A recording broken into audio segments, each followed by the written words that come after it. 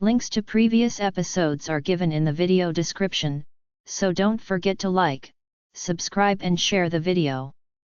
Silent Paths, Wild Hearts. Episode 3. Chapter 17. Natalia Pove Kyung is supposed to be 2 hours north of us. Sebastian was driving with Theo in the front. Gonzalo was in the back with the girls watching some sort of movie. Helios was staring out the window the entire ride, lost in his own thoughts. I couldn't help but to sneak glances at him. I didn't know what to do with myself. I tried making some conversation with Theo and Sebastian, but they were in their own little world. It was confusing. At any given point, they acted like they had been together for a long time, and at others, it felt like they were in a new relationship. We should talk to Helios. Make sure mate is okay. Hestia, if he wanted to talk about it, he would. He said he was okay, I told her.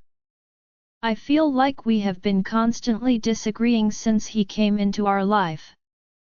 I snuck a look over at Helios again. He was looking down at his hands now. My heart clenched. He looked so vulnerable. Every atom in me was asking me to comfort him.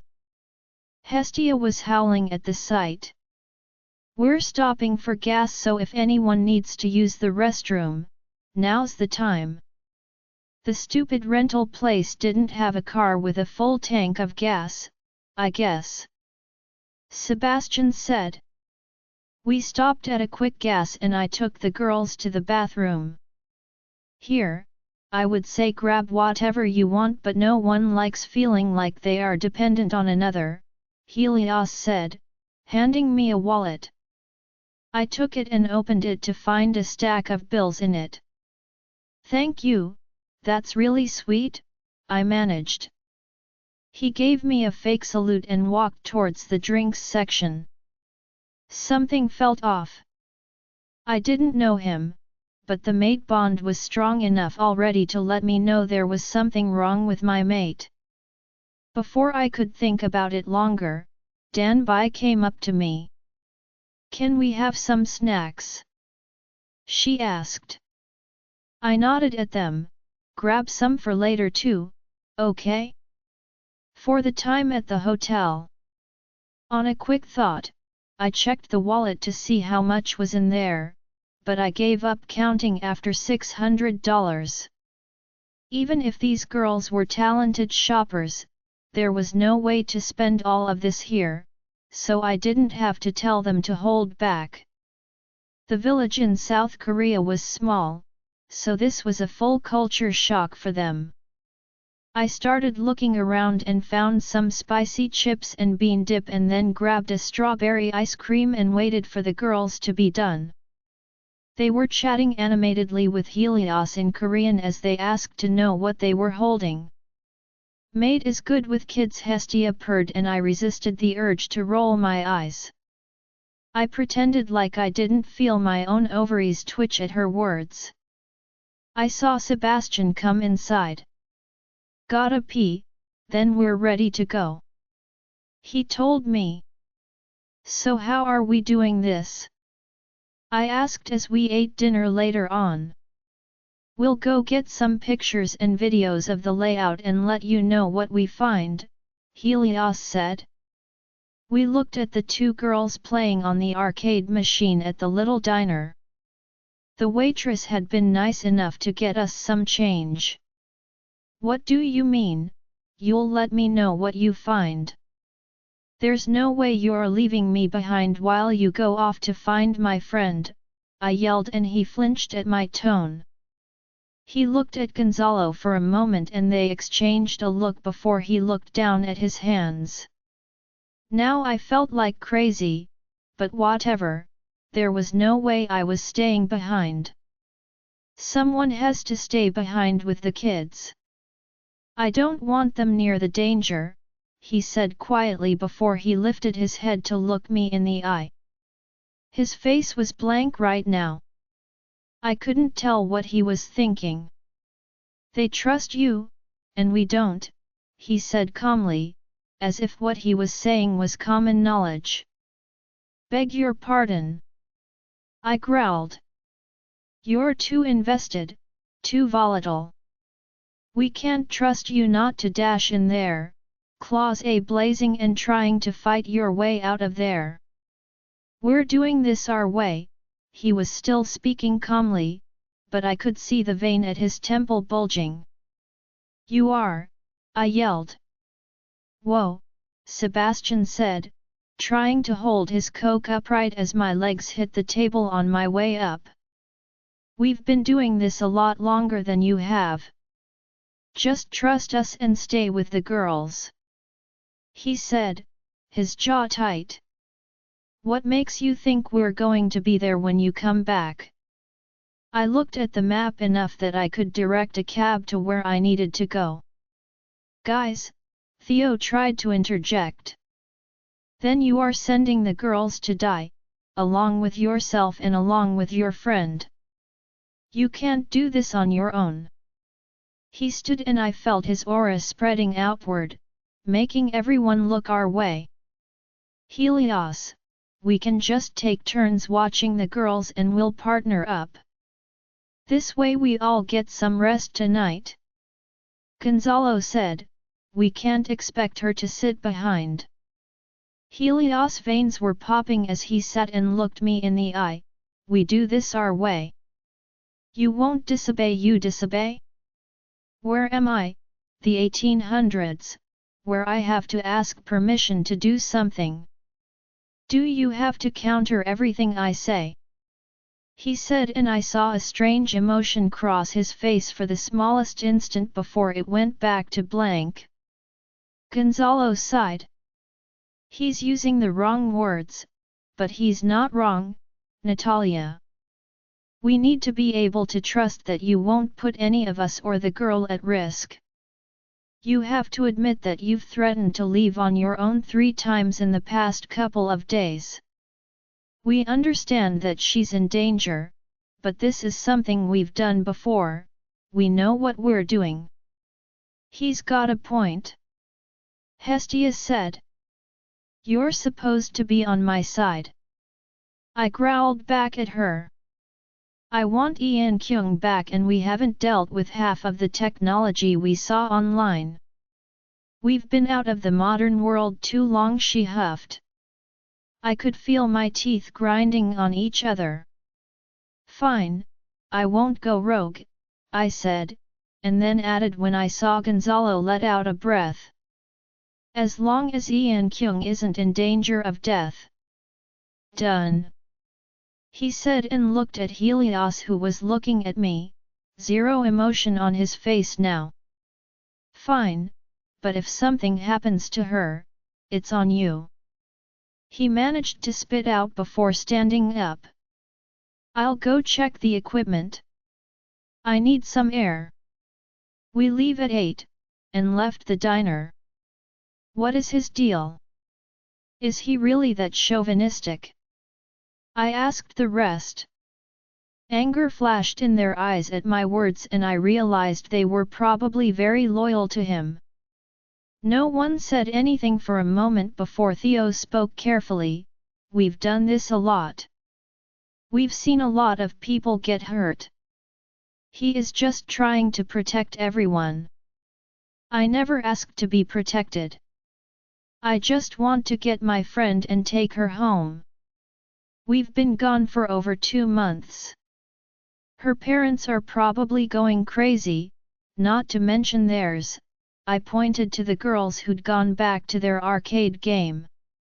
Why haven't you called them? Sebastian asked. They live in a small village. There's no phones that I know of, I answered him. Ah. That's a good point, he said.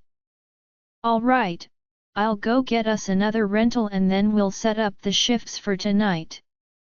The rental place is just down a couple of blocks. That's why I chose this hotel, Gonzalo said. Can I come with you? I looked at the girls and then at Theo. Yeah, we'll watch them. Don't worry, he said. Great, let's go, I said before I gave Gonzalo the chance to turn me down.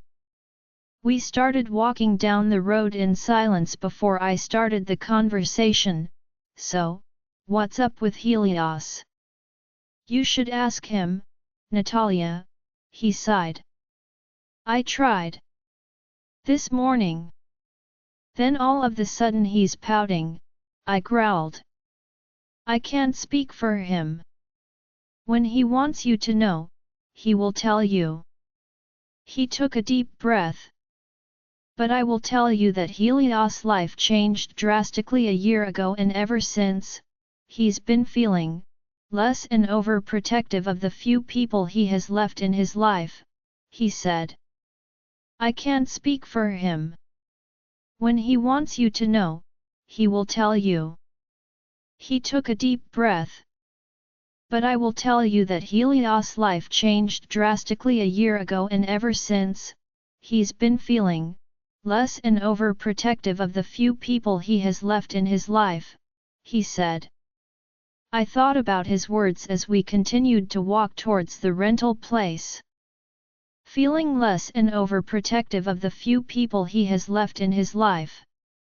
Those words resonated deep inside me.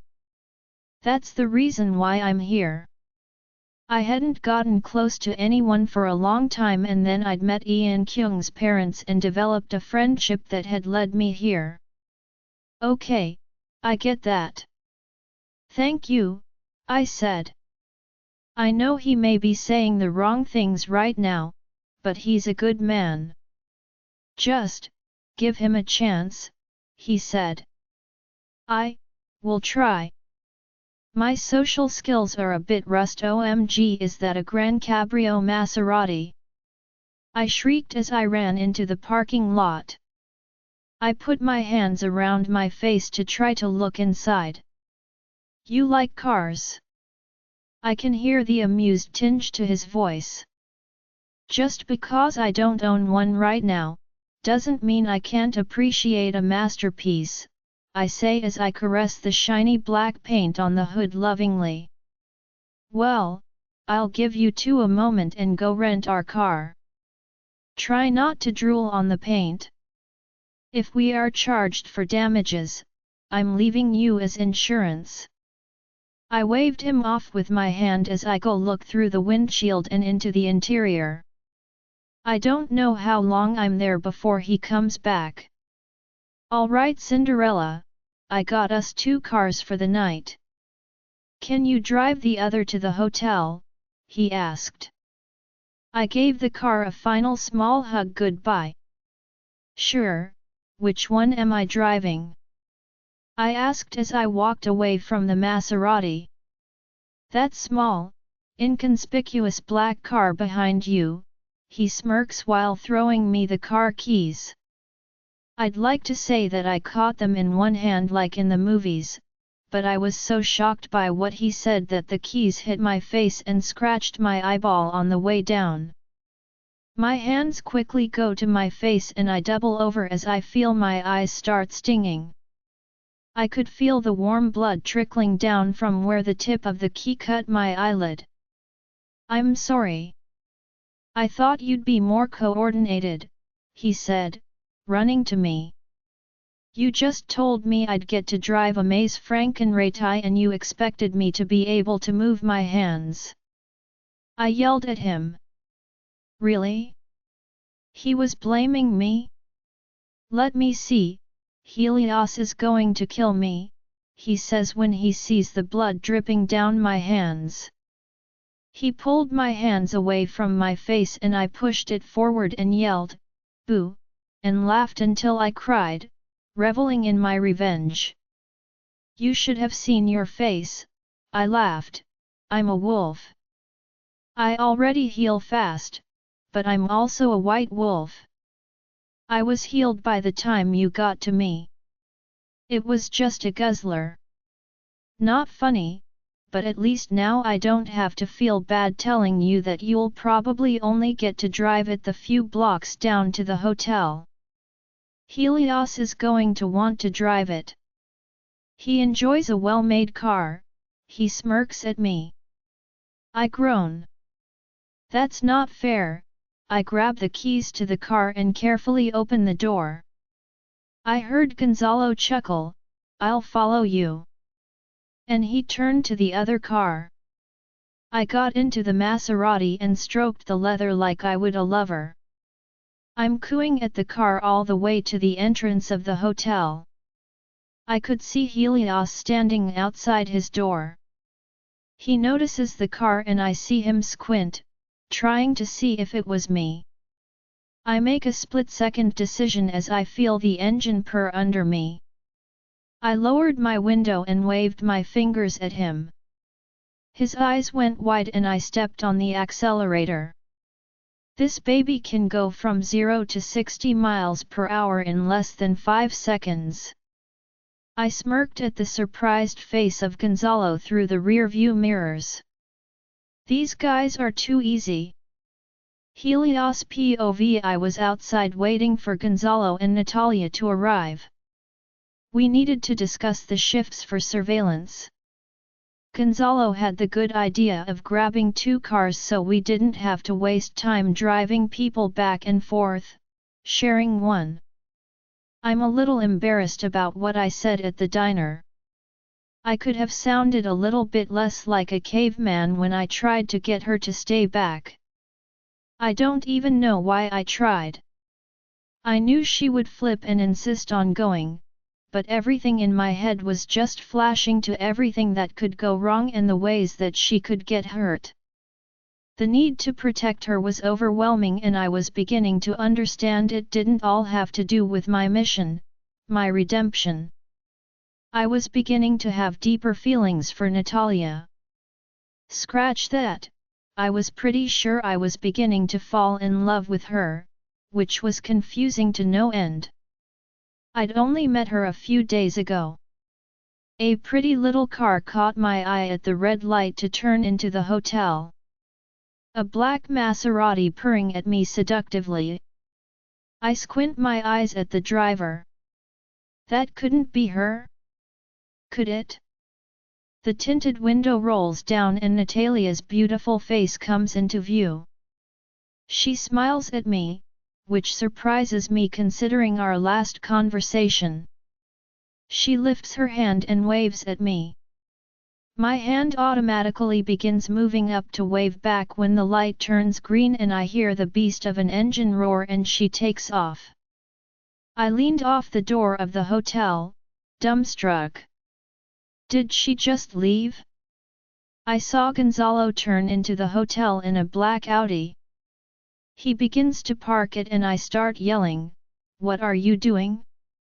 Go after her!" He sighs as he gets out of the car. She's in a Maserati Helios. You really think this thing can catch her? Why was she given the keys? I yelled at him. Because I can't drive 2 cars at once.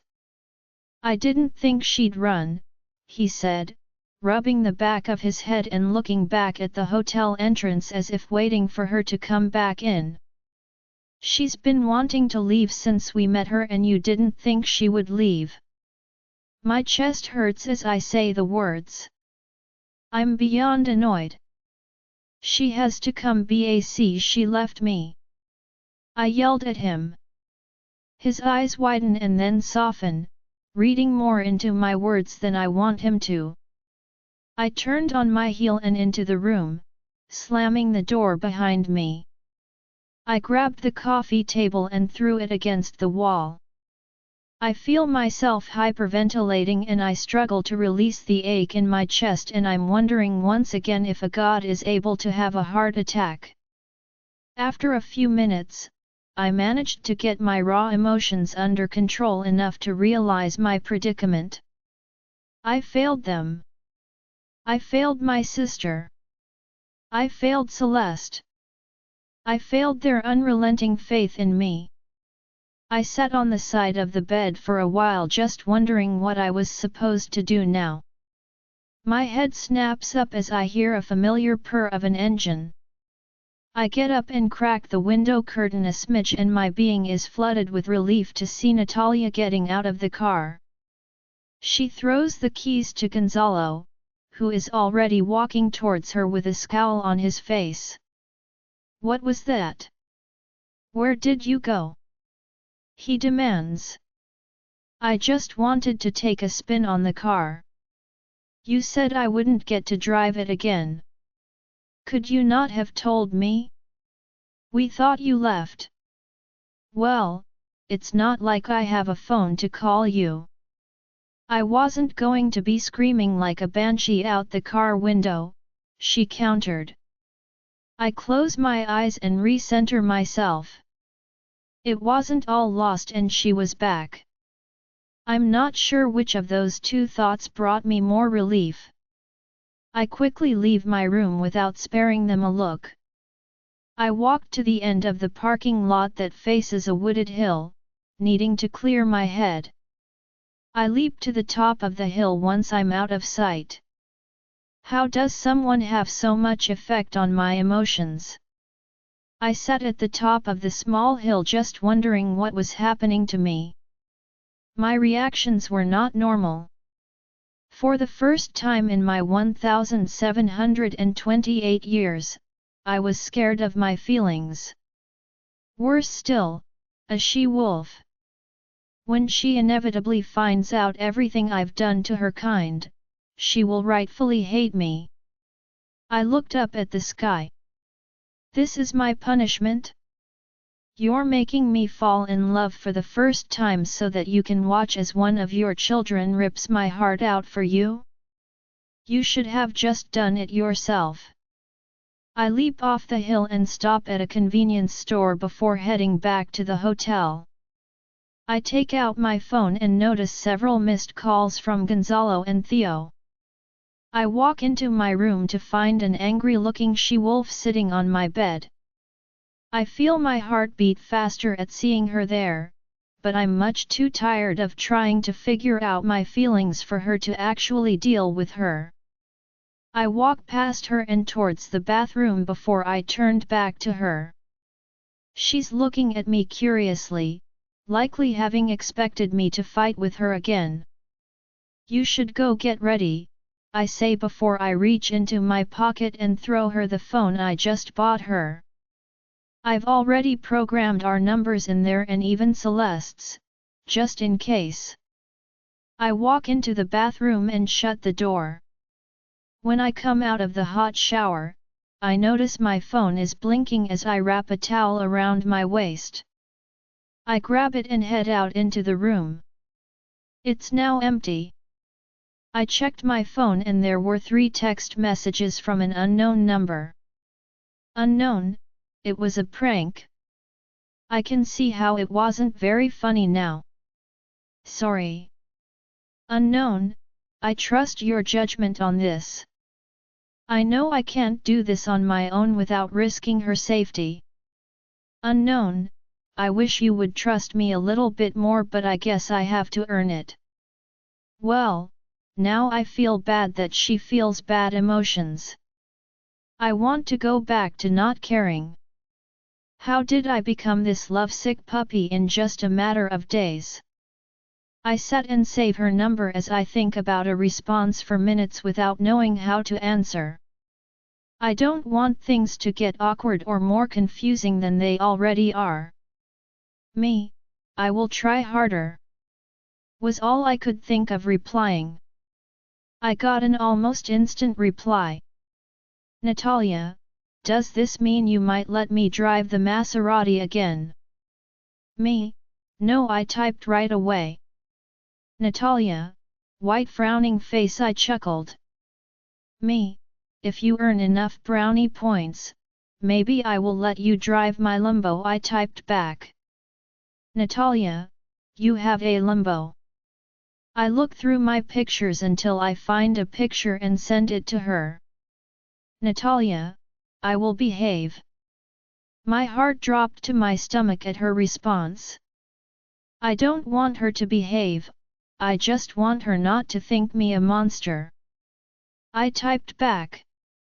Me? I just want you to give me a chance to explain my reasoning for something before you claw my eyes out every time we talk. Natalia, for a ride on that bad boy, I will try. I laughed out loud this time. Clearly, this woman loves cars as much as I do. If only talking to her in person was as easy as texting. I got another message from Theo asking me to meet them in their room so we could make final arrangements tonight. I asked him to give me a few and I put on my black jeans and shirt before going over to their room 2 doors next to mine. Everyone was crammed in there, arguing. What's going on? I asked. She's fighting again, Theo said, smirking at her and leaning back on his chair. I am not. I just don't understand why I have to take the middle shift. She growled. Gonzalo looks at me, asking for help. I put my hands in my pockets as I leaned against the window. It's the safest. People expect to be attacked before morning or as night falls. They get a sense of security around 1 a.m. to 4 am. It's the safest. People expect to be attacked before morning or as night falls. They get a sense of security around 1 a.m. to 4 am.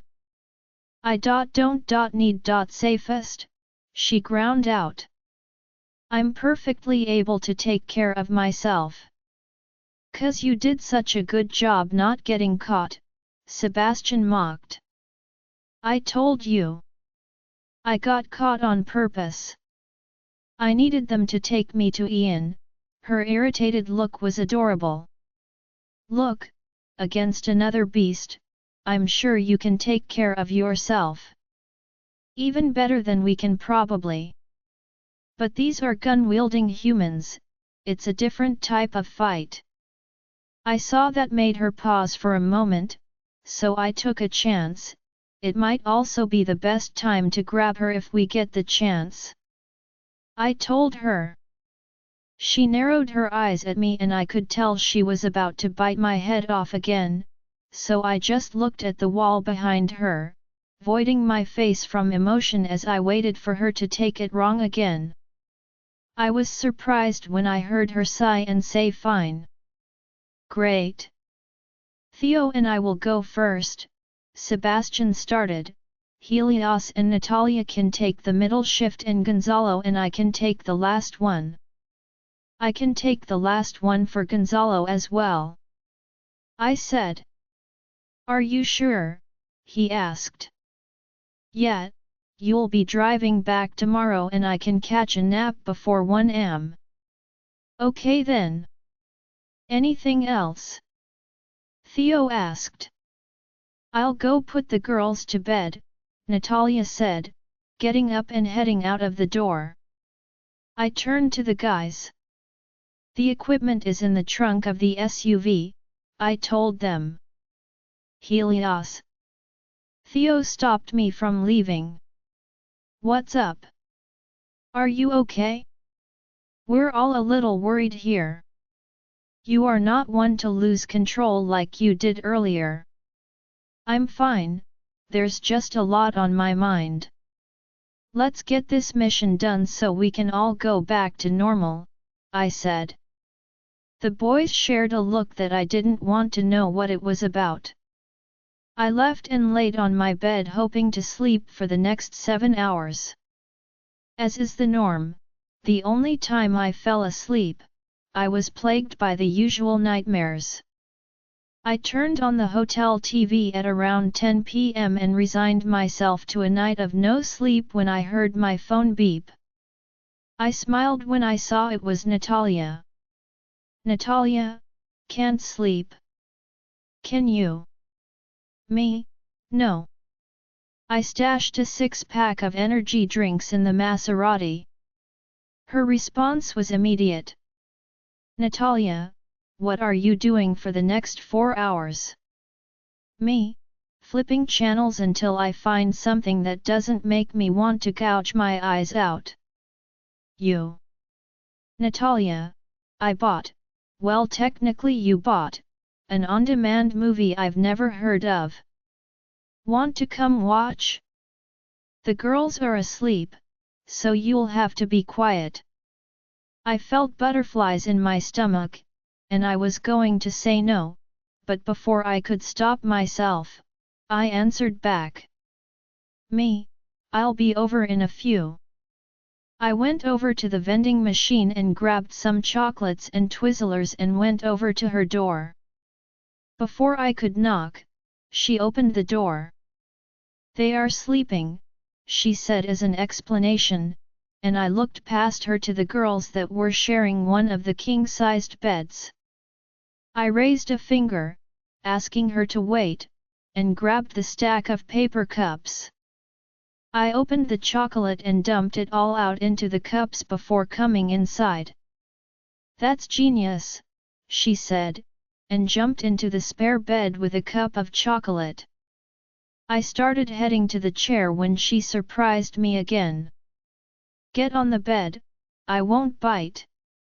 Those chairs are super uncomfortable and we're already in for a rough night. I hesitated for a moment, my heart racing in my chest, before I went over to the other side of it and got into the bed, sitting up against the headboard. Natalia POV. I don't know what possessed me to invite him over to watch this stupid movie, I thought as I tried not to sneak glances over at my mate on the bed. We weren't talking a lot since the girls were asleep on the other side, but that was probably my current problem with this situation. I had realized 20 minutes into the movie that most of our conversations always ended in arguments because I was purposely pushing him away. It was a subconscious decision I had made as I fought the bond. Making him out to be the bad guy made it easier to fight the pull.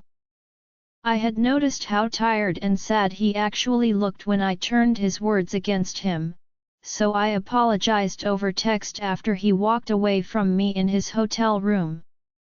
Now here we are, sharing a bed and watching a superhero movie. The silence was comfortable and I could feel the warmth of his body near me. His scent was swirling around me.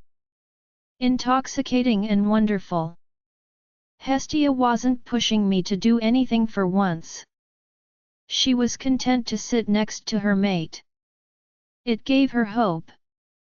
No matter how many times I told her we would not give in to the bond, she held out hope.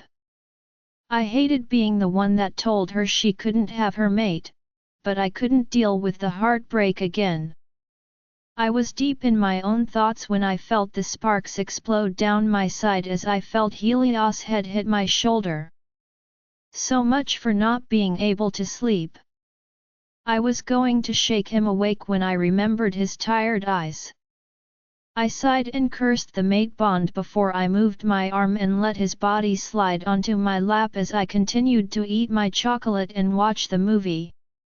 I had internet in the village in Korea, but it was so expensive that I rarely used it to watch movies.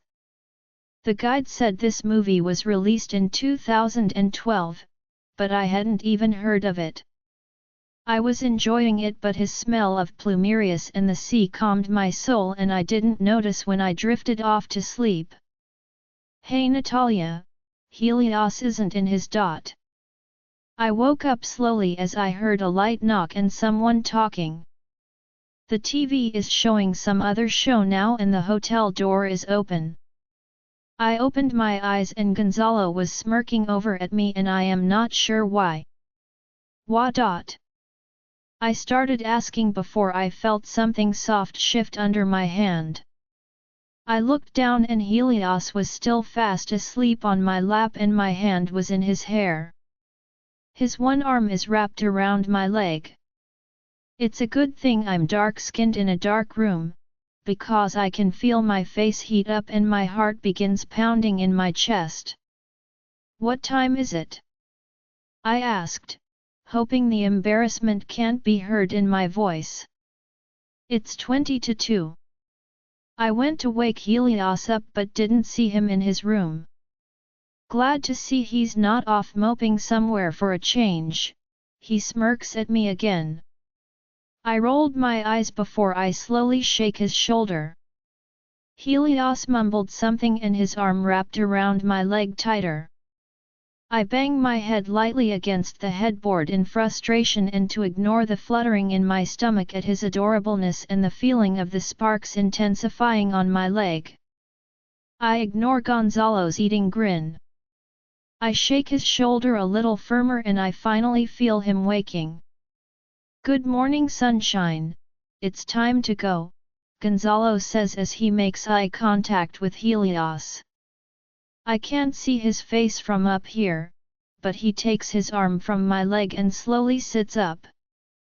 He isn't looking at me, but I can see from the glare of the TV reflecting light on his skin that his face is a deeper shade than his usual copper. Gonzalo is struggling to keep together, and I send him a look that was supposed to be a reprimand but it just makes him cough to cover up a laugh.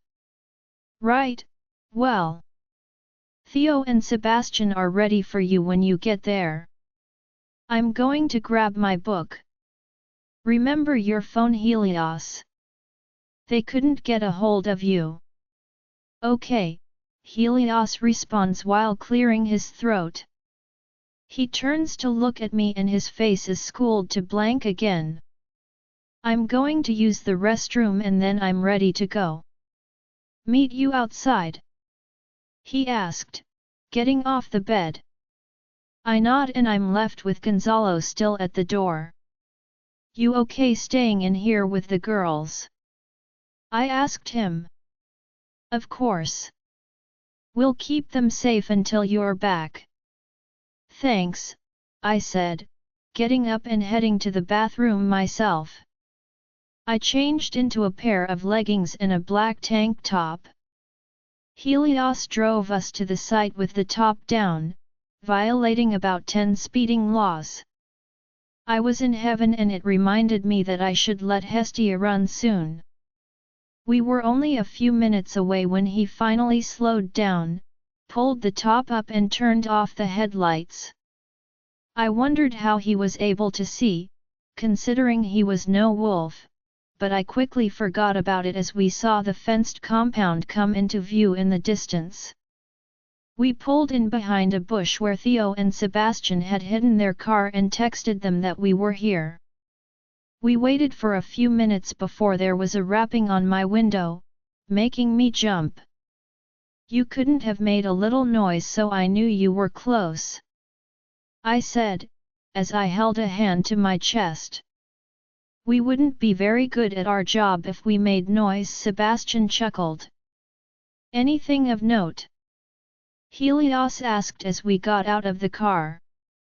There seemed to be some vehicles coming out around the time we got here but otherwise, it's been quiet. There's a lot of heavy security though. Have to be careful. They actually have a spotter tower in the middle of their camp. Watch the spotlights if you get close. Have you seen Ian Kyung? I asked. No, but there's one big warehouse in the complex. We saw them wheeling in some animals as we arrived. It has to be where they store them overnight. He passes me one of the cameras they are holding. It looks a bit complex and I started an internal panic that I never asked them to show me how to operate something like this. You can use the lens there, move it right to zoom in, left to zoom out. This little one here should help you sharpen the image. Here's the on button and there's the camera shutter. You can use the display to aim and take a shot, but it's better if you use the lens like with the old cameras. He explained and I nodded my head and smiled gratefully at him. All right, call us if you need anything. We'll send Gonzalo over in a few hours, Theo said, heading over to their Audi after handing Helios his camera.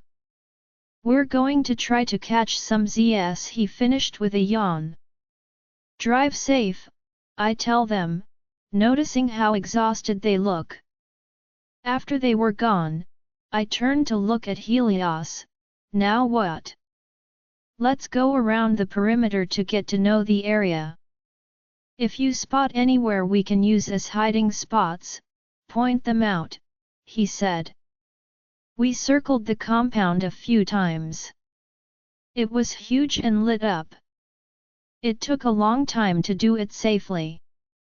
We took a lot of pictures, but it was as Sebastian said, they must put everyone away in the giant warehouse during the night. There were a lot of empty enclosed spaces and most of the security had collapsed down to the warehouse and the gates. Helios was dictating changes in their patterns on his phone and anything that couldn't be captured in still pictures. We were walking towards our next little hiding spot when he suddenly stopped and I ran into his back with a grunt. What happened? I asked as he turned to look at me. You said your gift was to link anyone you made an emotional connection to, right? One of them, yes, I shrugged. So, he prompted with his hands. What? I asked. You've mind-linked Ian Kyung before, right? Try now. My eyes widened. Why didn't I think of that? She was probably asleep, but I could try until she woke up. You're right. Let's get to the hiding spot and I'll give it a try, I said, and we ran faster. Just make sure she stays quiet. We don't want her to bring attention to herself, Helios said. I tried to mind-link Ian Kyung a few times and got nothing. She was unconscious.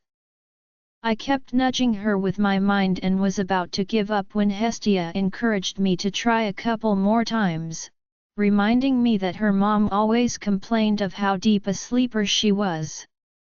Finally, 3 more tries later, I felt the link open. Ian Kyung, I said. There was silence on the other side. Ian Kyung. I tried again. Nat, her sleepy voice cries out. Yes, sweetie, I'm close by. Are you getting me out? I don't want to be here. She cries. My heart breaks for her. I know, sweetie, we're trying. We will get you out soon. I promise. I feel his hand on my back rubbing soothing circles, and I realize I'm crying with her. The bond spark soothes my heartbreak and I get me together. Ian, do they hurt you? Are you okay? No, they don't hurt us too much. I'm okay, but they brought people to see us today. I think they charged to see us. They were trying to make us do things and they zap us with a stun gun when we are caught sleeping to get them to run around. Are you guys ever alone? Only at night, when they put us in here. Nat, I'm so hungry. They only feed us every other day. I just want to go home. We'll get you out. Just hang in there. I tried to say with strength in my voice. Is that nice man helping you? The one that gave me the tracker? He said he would get me out, she asked.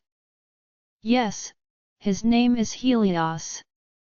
We are checking out the place and then we'll come back and get you out. You're leaving, she said, and I could hear the fear and panic in her voice. I have to. There's too many of them for us to do it alone. We're going to go grab some of his friends and we're going to get you out. There was silence at the other end of the mind link. Okay. I trust you, Nat. I know you won't leave me here. I'm so sorry I got us into this. There was silence at the other end of the mind link. Okay. I trust you, Nat. I know you won't leave me here. I'm so sorry I got us into this. It's okay, dear. I love you. I'll get you back to your parents. I have to go now. Get some rest and be strong. I cut off the mind link. How is she? Helios asks. Scared and hungry, but uninjured. She said people come see them, like a zoo. They charge to see them and the guards use stun guns on them to get them to do tricks. I growl and then flinch as I feel his anger radiate from him, like getting too close to the sun. Let's go back to the car. Gonzalo texted that he was on his way here while you were mind linking. He said. I looked up at the sky. It was starting to get a little light outside. Do you think we should? We know she's okay and we won't be able to get her out today. It's going to get light soon and you might be seen. I asked, unable to keep the worry from my voice. That almost sounds like you're worried about me, he teased. I rolled my eyes, maybe I'm worried about Gonzalo. I said and regretted the words the moment they left my mouth when I saw his smile fall and he looked away. Seriously, Helios, I don't want you in danger. We know she's okay and she knows we haven't abandoned her, so she won't try anything rash. We can call it a night and come back with your friends. I quickly added. He nods at me. I want to watch their shift change. Maybe it's easier to get her than during the night change. I sigh and slump on the car seat with the door still open. Okay. But, just, be careful. I'm just beginning to tolerate you. I don't need you getting killed. I said and he gave me a lopsided smile that made my heart skip a beat. I'm touched that I'm now tolerable. He bows to me and I laugh. Just then, Gonzalo's car came to a stop beside us. How'd it go? He asks. Natalia was able to mind link Ian Kyung. She is uninjured. We will have to come back with the rest though, definitely too many guards for us to disarm without heavy casualties. We can talk about it more later.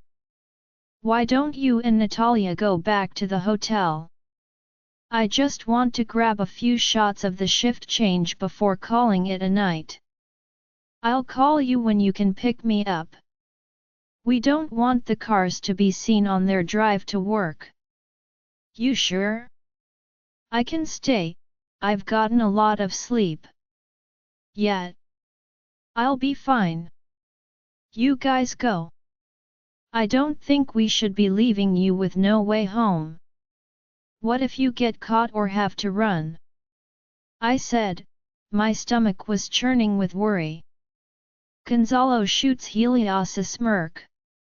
She needs motivation. I don't think she's realized what that means yet. Helios smirks back and dips his hand into the pocket and throws something at me.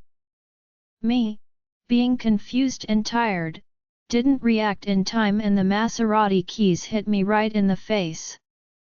Again. I hunch over holding my face, growling. What is with you two and throwing keys at my face? You're a werewolf. You are supposed to have fast reflexes, he says, and I can hear the panic in his voice as a hand is placed on my shoulder. By the way the sparks fly down my arms, I know it's him. I said the same thing. I could hear Gonzalo chuckling a little farther away. I am a werewolf. That doesn't mean I know when you're throwing things in my face at 4:30 a.m. in the morning after not having slept most of the night, I said indignantly. So does that mean you don't want to drive the Maserati on a mostly empty highway? He asked, grabbing the keys from the ground and lifting my head with his hand gently to check my face. I think I've earned it after having been attacked twice in the face tonight, I said, grabbing the keys from him. He laughs, one of those deep laughs that you feel vibrating through your core at my response, and I am in awe of how his face is transformed by it. So, shall we go? I'll follow you. Gonzalo's words broke through my thoughts and Helios took a step away from me. Hestia whimpers at the loss of his fingers on our face. If you can keep up. I smirked at him as I watch Helios grab an energy drink from the car. You sure you'll be okay on your own? I can park somewhere a little ways down the road and wait for you. He smiles at me and drowns down the entire energy drink in one go. I'll be fine. I'll text you both when I am done here. And you, straight to the hotel please. We're all too tired to have another panic attack. Gonzalo points his finger at me. Fine, party pooper, I say as I get into the car and coo as the engine roars to life. I pulled down the top and reversed the car from behind the bushes and waved as I see Gonzalo and Helios talking. Gonzalo smirks at me and Helios rolls his eyes. Helios POV, text me when you're both back. I told Gonzalo as I watched Natalia's profile drive away. She is stunning and having her behind a stunning car sends my thoughts down a dangerous path. Are you worried about me? Gonzalo teases. I rolled my eyes and looked away from the car and back to my friend. I chose to ignore his quip. Can you charter a plane for tomorrow? She and the girls have no identification. I don't want any questions at the airport. Yes, good thinking. Are you sure you're okay? You haven't been sleeping well as it is, he asks me. I'm fine. I got a good nap in. Better than in a long time actually, I thought to myself. Oh yes, I definitely saw that. His teasing voice comes out again and I pretend to kick him. Go, before the change of shift comes. Yeah. Call when you need a ride. Don't go jumping all the way back. It'll be too close to the morning commutes. I didn't think about that. Okay. I'll shoot you a text when I'm ready. I said as I backed away from the car so he could drive back. I went to one of the hiding spots we found with a partial view of the gate and waited. At around 5 a.m., I saw a few cars approaching. They look like two small airport-type shuttles. I take pictures of the plates, hoping to run them to find out what company they belong to, as there are no identifying marks on the vehicles. A set of guards comes down, in uniforms but no weapons. Another set of guards loaded into the two vans, in uniforms, but no weapons. I smile. If my estimates were correct, Theo and Sebastian were here too late to watch the shift, so they wouldn't have seen such a golden opportunity. I texted Gonzalo to come get me before I took some more pictures. We have breakfast at the same diner and then head home to grab clothes and laptops. The chartered plane was set for 2 p.m. that same afternoon. I was going to settle down or a nap before we left, but Gonzalo wanted lunch, so he went grocery shopping and then we left for Mama Isabelle's. I thought we were going to go eat. Natalia asked as we pulled into a residential driveway. We are. Mama Isabelle is a friend of Helios. She makes the best Mexican food, Sebastian said excitedly. Mama Isabelle, le traigo visita, Mama Isabelle, I bring you visitors, I said as I hugged the old woman. Why no avisas? Que tal si no tengo comida para todos, and you didn't tell me what if I didn't have enough food? Se acaba el mundo antes que su comida, the world will end before your food does, I said. She laughed and slapped my shoulder playfully. I found Mama Isabelle the first week I was here. I had known her when she was younger. She had needed some help getting away from an abusive partner. I helped her leave Mexico and settle in a border town called San Isidro. She had found a husband and outlived him. We kept in touch and visited her whenever I was in California. When I found myself in San Diego, I went to look for her and found her almost evicted. I offered to let her live with me, but she wouldn't let me. So, I set her up here, then helped out a small restaurant get out of debt and, in exchange, they provided her with a job making handmade tortillas at an above-average pay. I visit her once a week to make sure her needs are met. We made a deal that I would pay her for her cooking once a week for me and my friends. It gave her enough cash to live comfortably. I wished she would let me help more, but she was the one to tell me that living at the mercy of another's financial whim sucked and she would choose to work until she died rather than depend on me. Our arrangement may not have started out ideally, but it gave a wonderful woman her dignity and independence. Besides, I spoke to the owners of the restaurant 2 months ago. She's driving up business with her homemade tortillas and they refused to take the incentive to keep her on their payroll as of last week. She'd earned her spot as an employee. What did you make today, Mama Isabelle? Theo asked as he put away the groceries we'd brought her. Guisado de puerco y fideo, Mexican pork stew and noodle soup. I have some chicken soup in the fridge if the little ones don't like the food, she said. I looked at the girls and beckoned them over. I added some asado to some tortillas and asked them to try it. They were hesitant at first and sniffed it a few times but ate it enthusiastically after the first bite. I think they'll be fine, Mama Isabelle. I laughed as I handed a sample to Natalia, who also seemed to enjoy the spiced pork. Everyone was eating in the living room when I followed Mama Isabelle for seconds. We are going to have to be away for a little while. I am not sure how long, but I wanted you to have this. I brought out a prepaid card I bought on the way back when we stopped to pump gas, along with the cash for tonight. She started to object but I put it in her cookie jar. It's only for emergencies. You don't have to use it, but I'll feel better if you have it while I'm not here. I said, putting the cash into the cookie jar as well. I didn't want her to try to count it while we were there or she would yell at me. Everyone was eating in the living room when I followed Mama Isabelle for seconds. We are going to have to be away for a little while.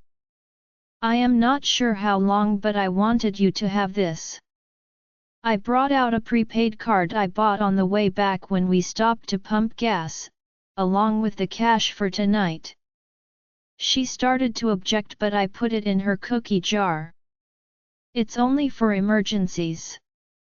You don't have to use it, but I'll feel better if you have it while I'm not here. I said, putting the cash into the cookie jar as well.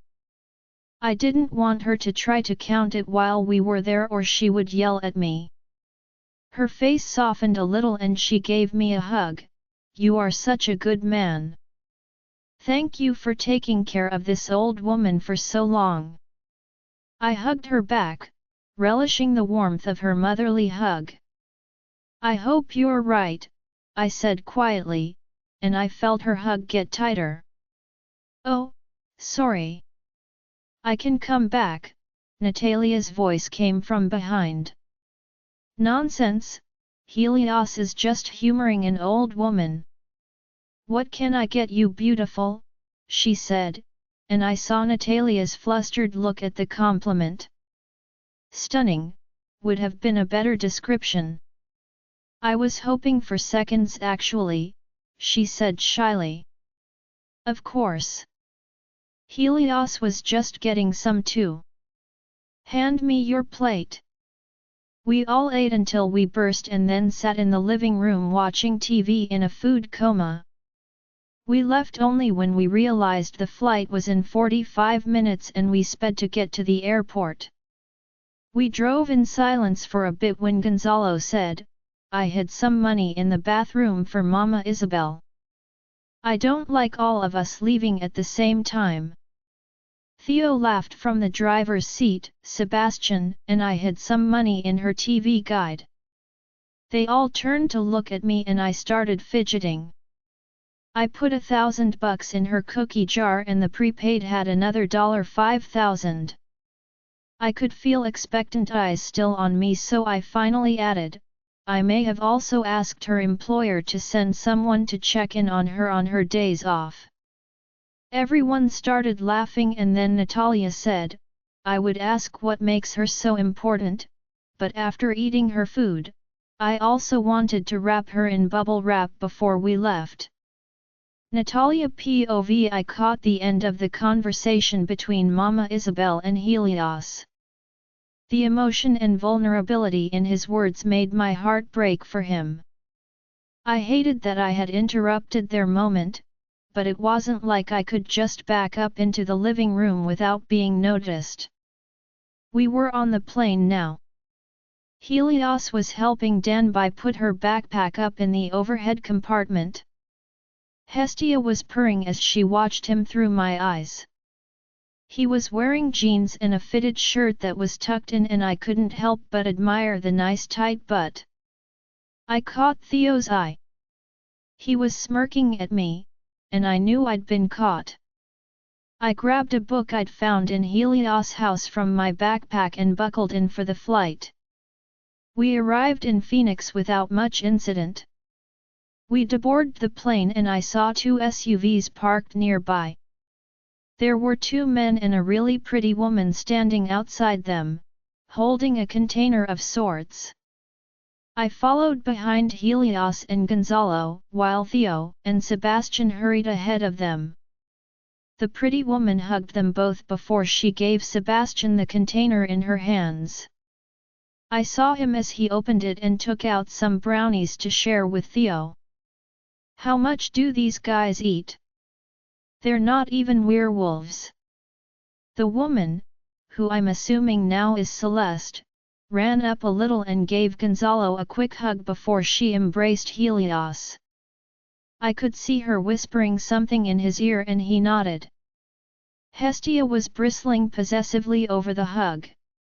He should not be hugging so many women. First the old lady and now this one. We should be the only woman he touches, she growled. He is not ours, Hestia. He can touch whoever he wants.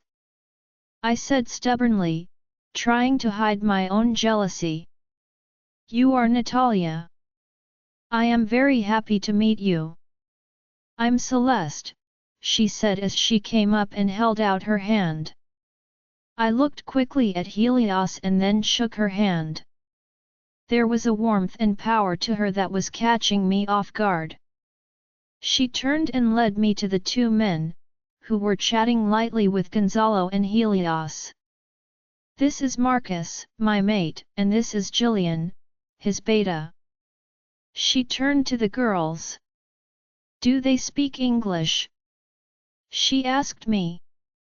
Danby does, I pointed to her. Siwu does not, but Danby usually translates for her. Celeste nodded and then looked at Sebastian. Sebastian, share with the girls. There's plenty more at home. Sebastian blushed and stammered, we kind of already finished it. Alpha Marcus laughed at Celeste's look of shock, I did say you should bring more, Tulai. I did a double take. Clearly, I heard wrong. He wouldn't call her that. Where are the kids? Helios asked. Dad's babysitting. The car seats take too much space, Alpha Marcus explained. Gonzalo, Theo, and Sebastian started getting into the second SUV while Beta Jillian got into the driver's side. Helios was getting the girls into the back seat of the SUV before he held the door open for me to climb in. Luna Celeste and Alpha Marcus were already seated in the front. So, Helios tells me that you saw yourself helping us get my friend back. Was she okay? I asked. Oh, yes, she will be fine. You will get her home. No one here would let anything happen to a little girl, she said, and I could feel how fiercely she felt her words. Where did you guys live before this? Alpha Marcus asked. It's a village called Suhaarai. A couple of hours southwest of Gangneung. Sorry, it's none of my business, but how did you end up there? He asked. I've done a lot of traveling over the years. I shrugged. Where are you from originally? Luna Celeste asked. The Dominican Republic, but I haven't been there in a long time, I answered. Not since I lost control. Hestia whispered with shame in her voice. We lost control, I corrected her, but she just curled up and whimpered in the back of my mind. Oh, so you speak Spanish? Luna Celeste said brightly. Yes, but I haven't spoken it in a long time, so it may be a little rusty. I've been in Korea for about 7 years. How old are you? Alpha Marcus asked. You should know better than to ask a lady her age, Alpha Marcus, I deflected. We arrived at their pack grounds a little while later. It was really quite pretty. I was surprised at how big their pack house was. Their pack must be big. How big is your pack in Korea? Luna Celeste asked. I don't belong to a pack. I answered her honestly. But you don't smell like a rogue, she said, confused. I have a gift that allows me to mind link anyone I have an emotional connection to. It's like my own personal pack. It allows me and my wolf to be independent without becoming a rogue. Neat, she said as she got out of the car. Welcome to Crescent Moon. I will show you your rooms and then we can answer any questions you have, she said. We followed her in and dropped our backpacks off. As we were coming back to the living room, I heard Helios talking to Marcus and laughing. We walked in to see a little rose-cheeked baby walking on wobbly legs towards Helios, who was crouching on the floor with his arms stretched out. The little girl practically stumbled the last 3 steps as she fell into his arms, and I swear I felt my ovaries twitch. I looked at Luna Celeste. She had a soft smile on her face and a hand to her heart. She gave the kids a kiss each before she announced she needed to get ready for dinner and left. I looked at the clock on the wall. It was only 4. Why was she getting ready so early? Where are the girls? I asked the 2 males left in the room. Each one was holding a child, which I learned were Celeste's twins. They put them down as they struggled to be let down, so they were free to explore. They went with Gonzalo and Theo to the basement. We have a game room for the teenagers. I thought they might be able to relax a little more with people their age. I nodded at Alpha Marcus' words and sat on one of the couches. We were just sitting there watching the pups until Gonzalo came back up alone. Theo is with the girls.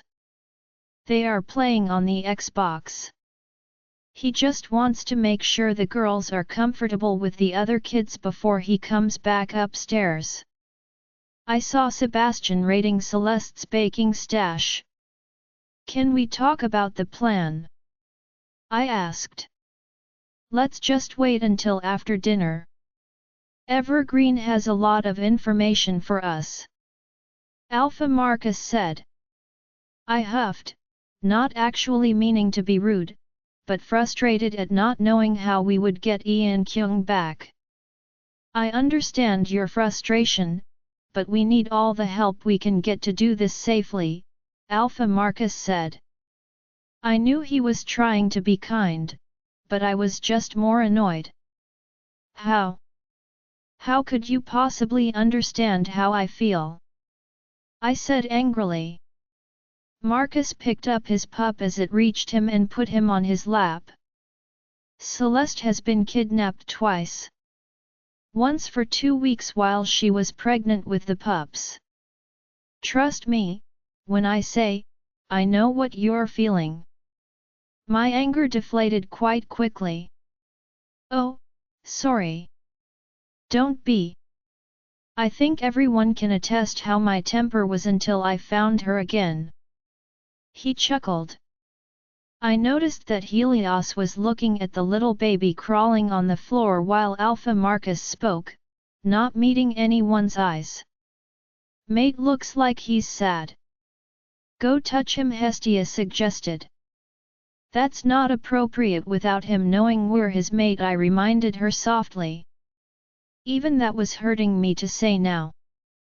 I was quickly losing the battle I had started. Anyways. Evergreen is a security tech genius. He found some additional information and created a map of the place based on the pictures and notes that Helios sent us. He and Daniel, my Gamma, have been getting a plan ready. Like Celeste said earlier, we take the safety of your friend seriously. We won't let anything happen to her. I nodded, feeling guilty at my outburst. I'm sorry, Alpha Marcus. I made a promise to her parents and I'm terrified of failing them. Natalia, do the girls like spices? Came a voice from across the hall. I looked at Alpha Marcus questioningly. Celeste is cooking dinner for everyone. You're welcome to go talk to her. It's through those 2 doors over there. He pointed. I made my way to the kitchen to see several containers of chicken with a bright red spice. Hi, I said awkwardly. Hi. I'm making tandoori chicken and rice pilaf. Do you know if the girls like spice or should I keep a portion spice-free? She pointed to the container at the end, which had about 15 pieces of chicken spice-free. They should be okay with spice. They ate some Mexican dishes earlier, I said. She nodded and began dumping the chicken into the marinated containers. Do you cook every day? I asked her, genuinely curious. This was a lot of food.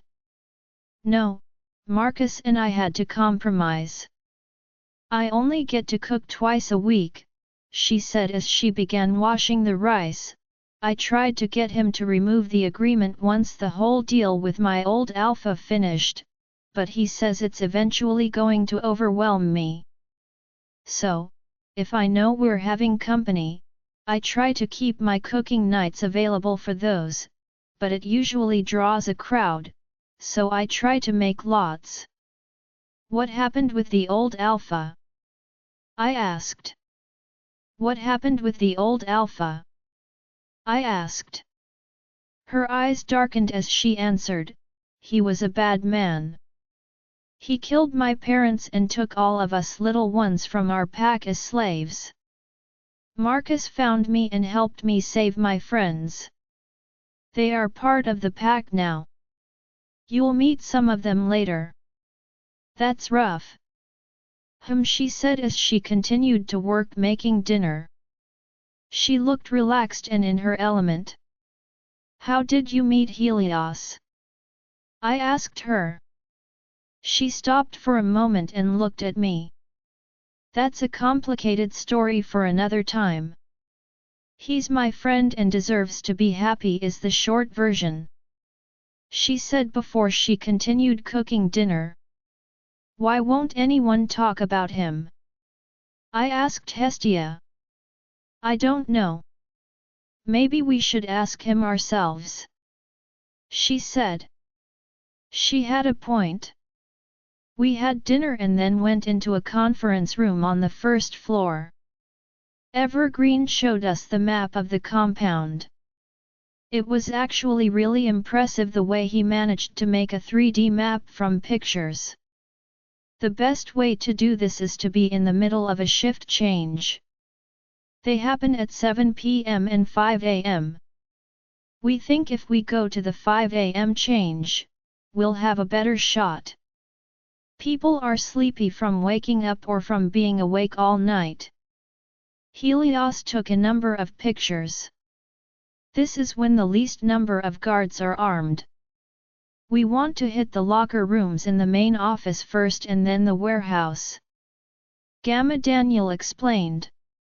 From the pictures, we counted about 25 guards for each shift. If we can surprise at least half of them without weapons, we should be okay. How many people are we taking?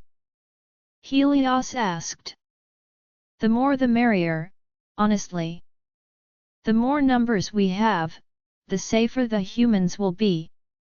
Aside from those here, I suggest Gabriel, Brenda, Matteo, Brent, Zach, Richard, and George. That makes 16 of us, Marcus answered. 17 Alpha. Helios mentioned that this guy is just a buyer.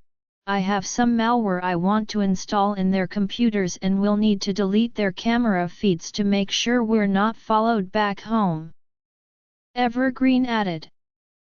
We should take a doctor with us just in case someone gets seriously hurt, Beta Jillian said. I don't think that's necessary, I said. I know we're werewolves, but bullets still hurt. They can still cause serious damage, he insisted. No, I understand that, Beta Jillian. What I'm saying is, we don't need a doctor because I'm better than a doctor. What do you mean? Gamma Daniel asked. She's a white wolf. Luna Celeste said. Whoa, cool. Evergreen said, I don't think I've ever heard of one being born in this century. I try to keep a low profile. If they taught you what usually happens to us, you should understand why, I said. How are we getting there? Gonzalo asked. We rented a bus. We can get clothes and walk from there. Marcus answered. I think we should also have the moving truck that's still in your garage, Helios, Theo said. Why? If the only thing missing is the leopard cat, I think the owner will know the attack was done by us. We should take a few other animals so it looks like it's just part of a bigger raid. We don't need them coming after us. That's the least of my worries, Helios said. Theo is right. We don't need them coming after us. I want this to be over once we free Ian Kyung. We've already kept her there for a week. Let's do this without loose ends and with as little risk to any of you as possible, I said. Helios just nodded and looked away. What's the plan for the other animals then? I think Alpha Troy has a charity that works with endangered species. I can give him a quick call to see if he'll take them off our hands, Alpha Marcus said, standing up. Oh yes, I remember Luna Kiera telling me about it a few months ago. Luna Celeste confirmed. Just keep organizing. Link me if you need me, Tulai. It shouldn't take me more than 10 minutes. Alpha Marcus bent and gave Luna Celeste a quick kiss as he left. This time I was sure I heard him correctly and I did my best not to laugh. We'll leave after dinner tomorrow. Theo and I can charter a plane back, Sebastian started and then Evergreen interrupted. We can just take the company plane. Marcus bought one when Helios kidnapped the Luna last year. I'm sorry, what? I asked. Evergreen slapped a hand over his mouth and Celeste growled at him. I looked over at my mate who was looking down at his hands. Natalia POV, so, let me see if I have this right. We're staying the night in the home of the family and pack you tried to destroy by kidnapping its Luna? And earlier, when Alpha Marcus was talking about her being taken twice. At least one of those times was you. I asked him. Hestia was seething with jealousy and I was having a hard time controlling my own. No one said anything and I was getting angrier by the second. What? Someone answer me?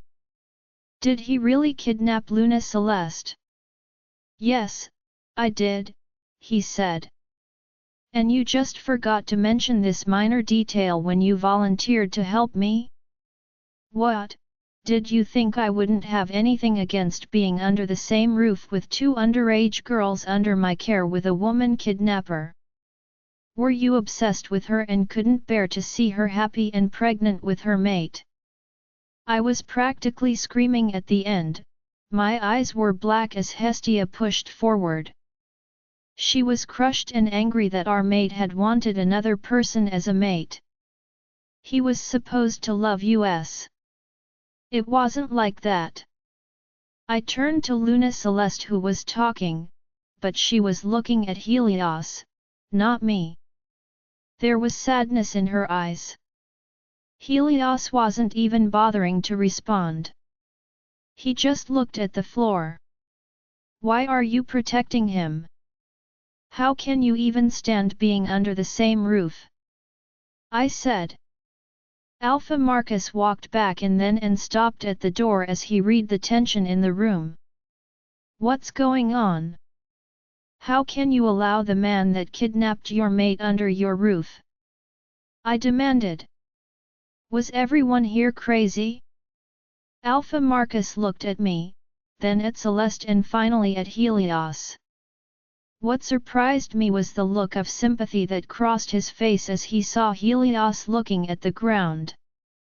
All right, how about we pick the meeting up tomorrow morning? I think we need to have a conversation, Alpha Marcus said as he stood next to the open door. Everyone filed out, with Gonzalo hesitating before Celeste nodded at him and he left as well. Hestia was whimpering at what I'd said to Helios now, regretting pushing me past my breaking point. The crushed look on his face had been enough to extinguish her rage and, despite what we'd just learned, she still wanted her mate. I could feel her hope that we just didn't know the full story, and that there was a reasonable explanation for everything we'd just learned. Listen, Marcus started once everyone was gone, but Helios stood up. Don't bother Marcus. Natalia has been taking everything to do with me the wrong way since we met. I really don't care anymore, he said, and Hestia whimpered again at the lack of emotion on his face. It felt like he was rejecting us. The thought caused more pain in me than I thought it would. I don't really care what you think of me anymore. I am tired of fighting you to let me help you. It's happening, deal with it. You can do whatever you want after that. I have a past, and one I never said was perfect. You sit there and make assumptions about who I am without having any kind of information. You think the worst of me. Welcome to the club. He spat. Helios, Celeste said gently. No, Celeste, I haven't been able to do anything all week without her accusing me of something. I don't need her help hating myself more. You and my sister want me to help her, fine. I will help her. I owe both of you that, but I don't have to like it. I need air, he said, and pushed past Alpha Marcus. I stood there, feeling like I had been slapped. Hestia was growling not at what he said to me, but at me, because everything he said was true. I had pushed him away all week and it looked like I had pushed him far enough for him to finally want nothing to do with me. I should be happy to finally get what I set out to do, but instead all I felt was pain. Marcus, Celeste said. I got him to lie. You talk to her, he said, and exited the room. Sit. Please, she said. I don't want to sit, she demanded, and, for some reason, I was compelled to do so. It was weird. I was immune to the Alpha command. It was one of my gifts. I had never been made to submit before. Not by an Alpha, let alone a Luna.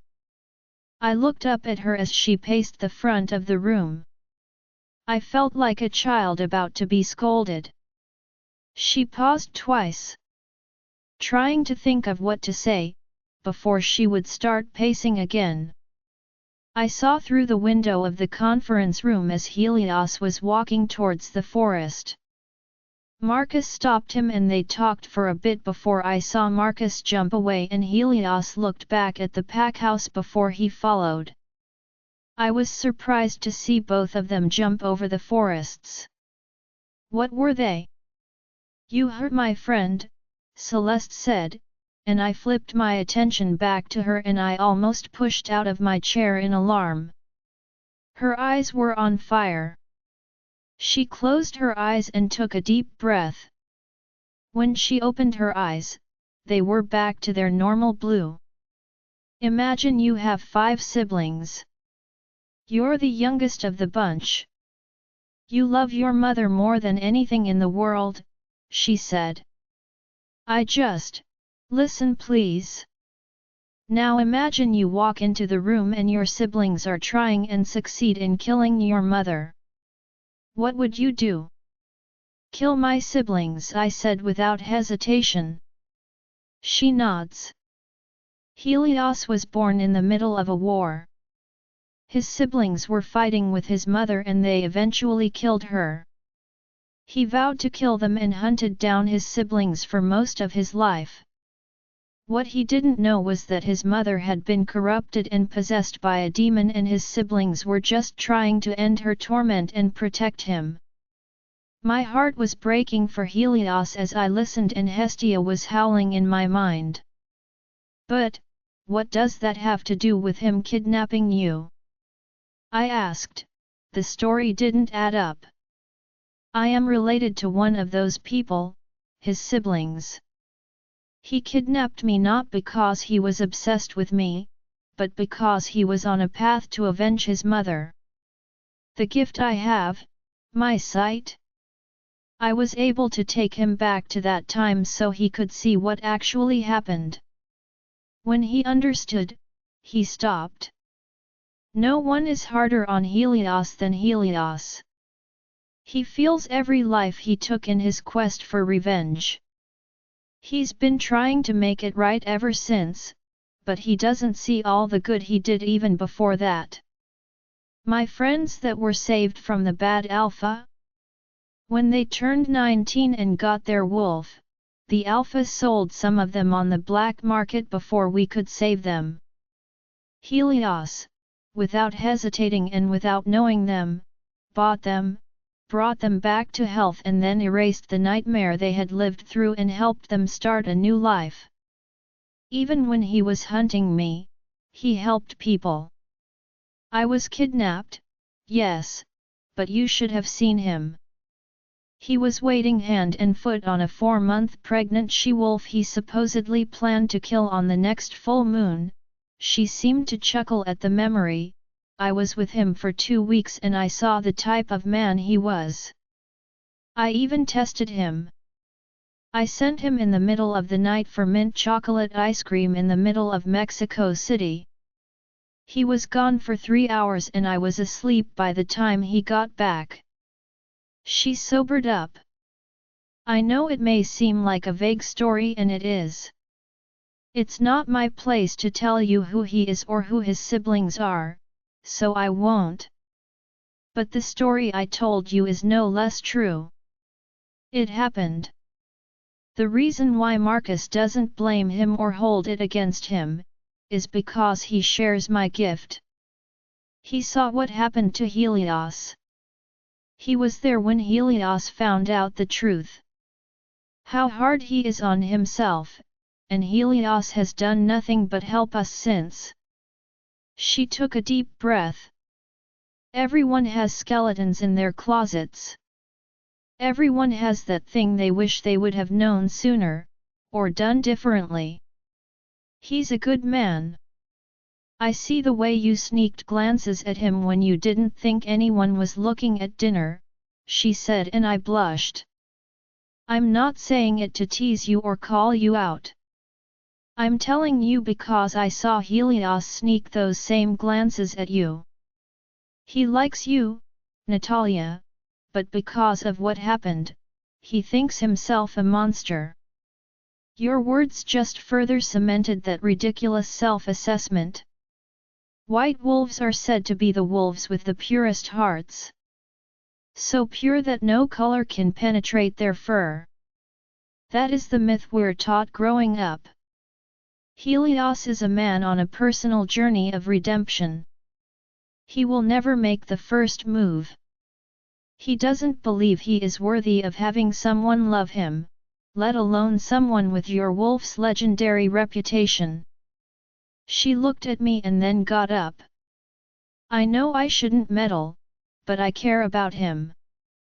It's none of my business what you do, but I think he'd be worth the risk. I'm going to go get my pups from their grandpa. If they fall asleep in his bed, the poor man just sleeps on the couch. She chuckles as she heads to the door and stops and looks at me again. Think about it, and I think you two are due for a deep conversation. I think once you do, you'll probably find that you're perfect for the other. I stayed in the conference room for a long time, lost in my own thoughts.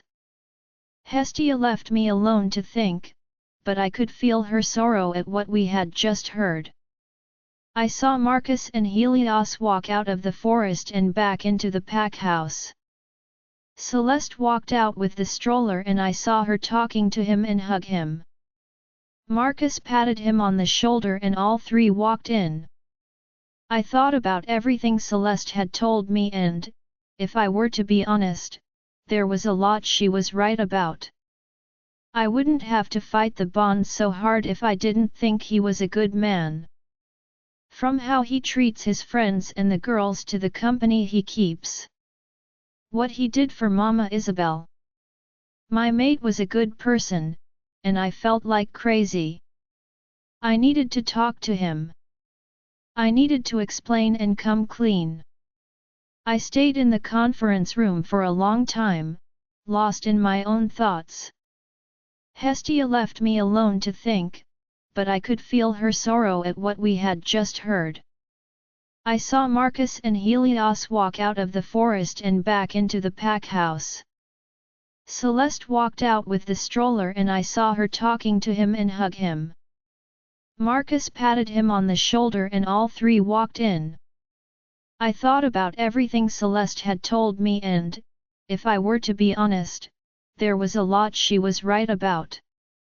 I wouldn't have to fight the bond so hard if I didn't think he was a good man. From how he treats his friends and the girls to the company he keeps. What he did for Mama Isabelle. My mate was a good person, and I needed to talk to him. I needed to explain and come clean. Turns out when you want to have a private conversation with the man you baselessly attack to apologize and tell him that he's your mate but you can't be with him, so you need to reject him and that's the reason you've been so mean to him, the world conspires to keep you apart. After breakfast and the meeting in the morning, he and Marcus went off to do something. Celeste pulled me the other way, making sure that the girls had everything they needed for the days that they would be staying. She introduced me to the other ranked females who were slightly miffed at me for yelling at Helios, but slowly warmed up to me. I got some clothes ready in a backpack for Ian Kyung and Celeste made me add a bunch of drinks full of electrolytes and snack bars for her. I was thankful she thought about that. I know Ian Kyung will need it. Then, before I knew it, it was time to go. Helios was barely acknowledging me now and it hurt. Hurt worse, knowing that I deserved it. I only hoped I got a chance to talk to him before it was time for me to go home. Mate is home, Hestia growled before she blocked me. Helios POV, I have been pretty miserable since Natalia's outburst yesterday. I thought maybe that was why Marcus decided to distract me today when he asked for my help. He said he wanted to make sense of something he and Celeste had found last year when they found her mother's things. I was therefore surprised when I saw what he was holding in his hands. We've tried everything to figure out what it is. I've had other people hold it. Men, women, children, boys, girls. It only lights up when I grab it. It doesn't even do that for Celeste. Celeste seems to think it chose me as its next owner. He explained as he handed me the amulet. I was hoping you knew what it was. I couldn't help the snort that came out of my mouth and sat on the couch in his bedroom. I don't just know what this is, Marcus, I made it. Oh. What is it? It is a charm. It's a fancy Ojo de Dios or Eye of God. It protects the wearer from harm. Some people believed it to be a protection from ill intent, but the truth is, it is an actual shield. It protects you from magic, curses, elemental magic and allows you to see magical beings and spells. The wearers of these charms were warriors under my command. I made these for them to protect them against my siblings' powers. Most of them have some sort of elemental power. I dug the obsidian and fire opal stones myself out of the 1375 volcanic eruption in El Shishan. It was one of my first major spells and probably one of the strongest I've ever cast. You see, I am immortal, but I found out the hard way that my warriors are not. They never age, but they aren't immortal. They could be killed in battle. I lost about 20 of them in one brutal fight and I wanted to do better for them. I managed to make 10 of these, and gave them to the warriors that were most loyal to me. I made more, but they were not as strong. They eventually broke apart or just stopped working. Over the years, we lost 3 of them as my warriors fell. Gonzalo, Sebastian, and Theo still have theirs, as do a few of the warriors that left after the battle at the pyramids. Why does the fire opal light up for me? It's not even lighting up for you. He asked. I'm not sure. It is ancient wild magic. The intent when I made them was to protect my allies from evil. It is unpredictable and temperamental. I would trust Celeste's statement that it chose you. This would have come in handy during the novel. I chuckled. I handed it back to him and smiled as the fire opal glowed in his hands. I'm glad it's found its way to you. It was a pain to dig. He smirked at me and put it back in his drawer. Does it stop bullets? He asked. Unless they are made of magic, I doubt it. I shrugged. Well, no offense, but I hope I never need it, he comments. He sits down on the love seat across from me. How are you feeling? Honestly, I have had nightmares ever since that night at the pyramids. My sister and Celeste have this unwavering faith that I'm going to succeed in whatever this redemption journey is, but I'm just petrified to let them down. In so many ways, Celeste is my sister to me. Natalia, she just pushes all of my buttons. Everything I say, she fights. I have tried being nice. I have tried not being nice. I shouldn't have snapped like I did last night, but I looked down at my hands, unsure if I should be telling him any of this. You've fallen for her. Marcus finished for me. I nodded. I don't know why. It's stupid.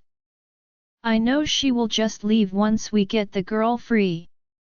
She hates me and I couldn't help but fall in love with her. Everything about her calls to me. When she's yelling at me, it's like I feel her pushing me away, and that hurts more than anything she says. I don't even know why. She didn't know about what I did before last night and she still treated me like a villain. I feel like maybe my sister sent her to punish me, not to redeem myself. Well, I can't tell you what she feels. I'm bad at picking up cues from women. Ask Celeste why we never go to Italian restaurants anymore if you need some proof, he laughed, but I have seen the looks she sneaks your way when you're playing with the pups or talking to the two girls that you brought with you. I see the smiles she tries to hide when you laugh. Maybe she doesn't hate you as much as you think, and her reactions to you are more a reflection of something she's struggling with internally. I'm not going to get my hopes up.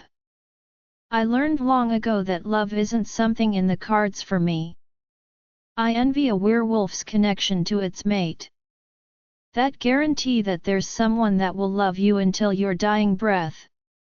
There is no such thing for me. I have no dying breath. You're romanticizing it too much. The connection is there, but you still have to work on it. Celeste and I don't have a perfect relationship. We fight and disagree. I thought I would lose her more than once even before you came into the picture. It takes hard work. Everyone has their own demons to deal with, and you have to learn to understand the other person's as well as yours. I know you feel like it's personal every time Natalia fights you, but perhaps consider she's not fighting you, but a shadow of something in her past.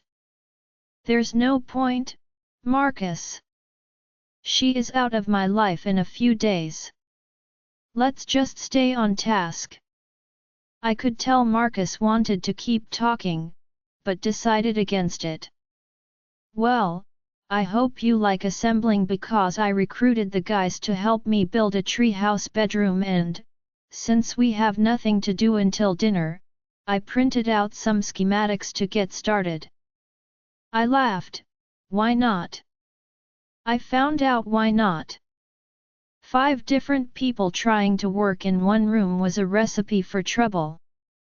After Jillian basically concussed Sebastian, we decided to call it a day and went down to hang out in the living room. I saw Natalia come through the living room a few times, but decided the best thing to do was to minimize my interactions with her.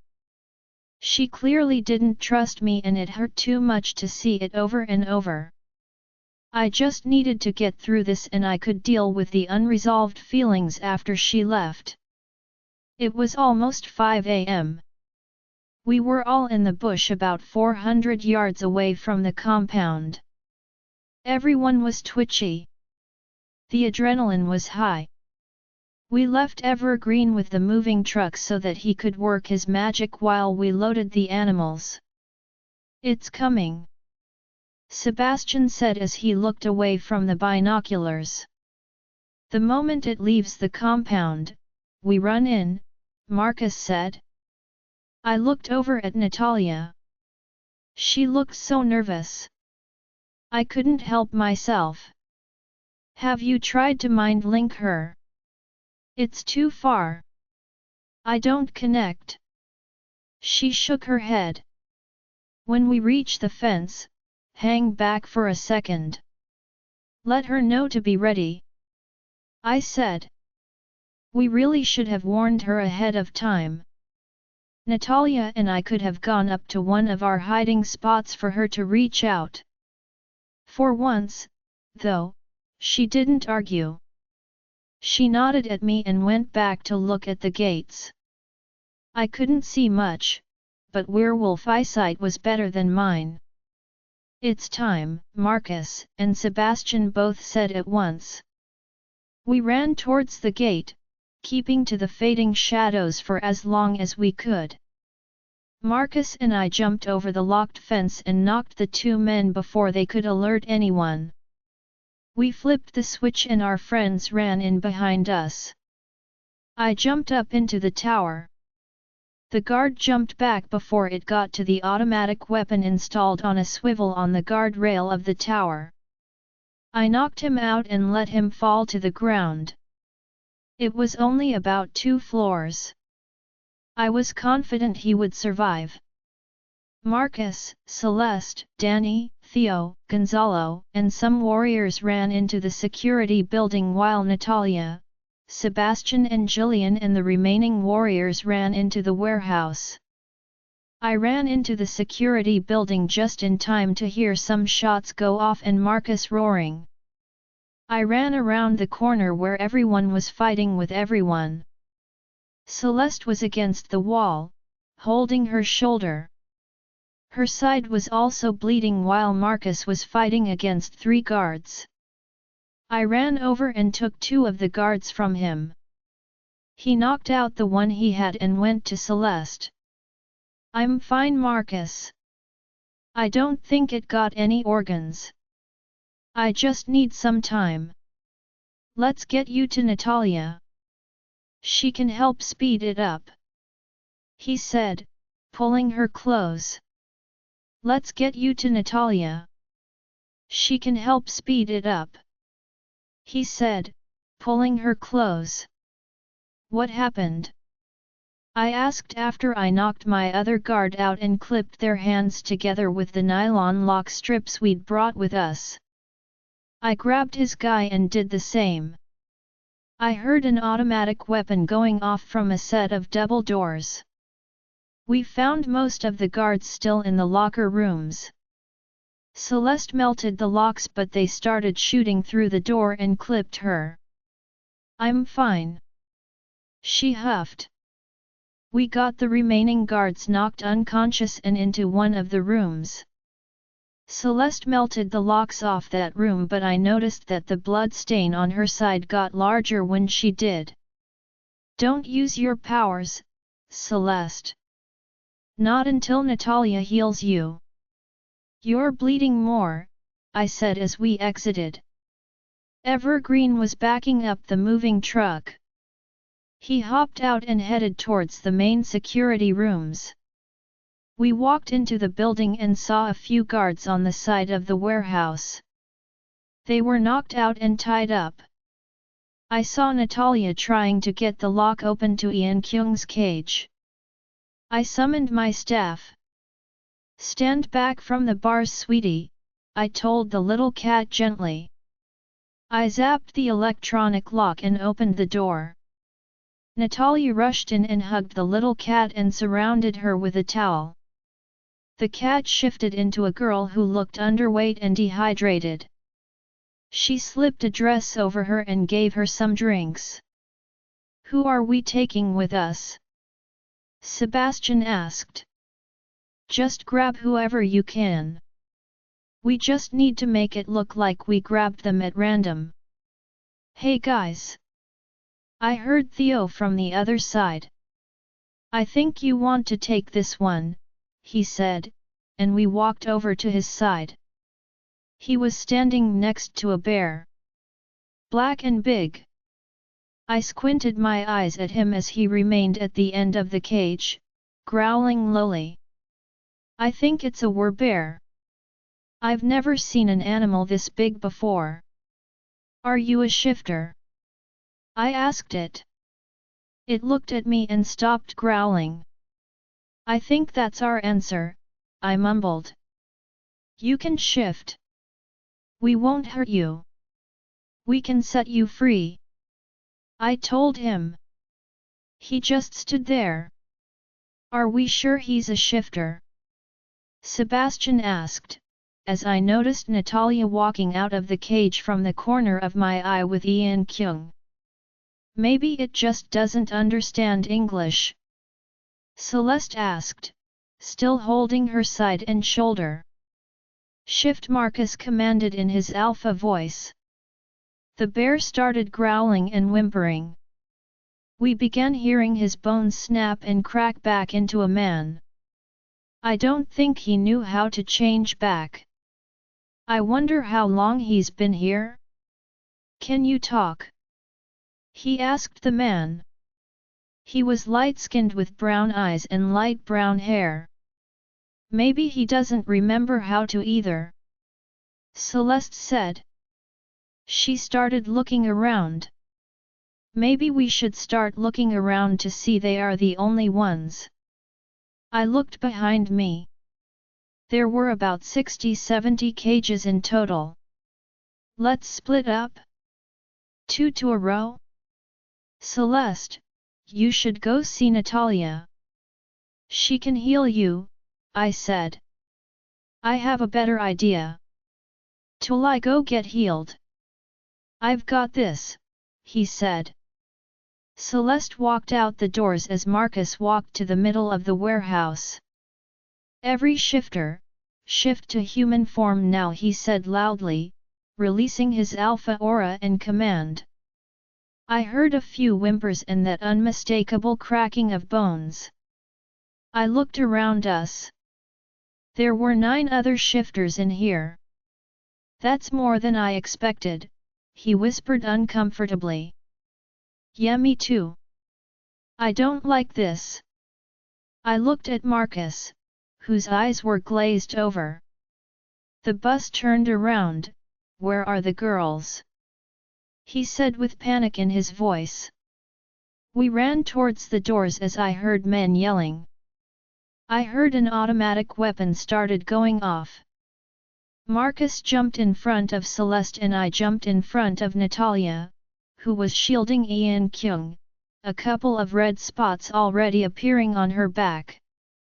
I summon my staff again as I feel the bullets hit my body, but only one thing is on my mind. Protect Natalia. I send a jolt of lightning at the weapon, which causes it to backfire and the man's hands explode. The others are already subdued by the others and then everything went dark. Join our Facebook and WhatsApp group for more updates, link is given in description. Rest audiobook will be continued in next episode.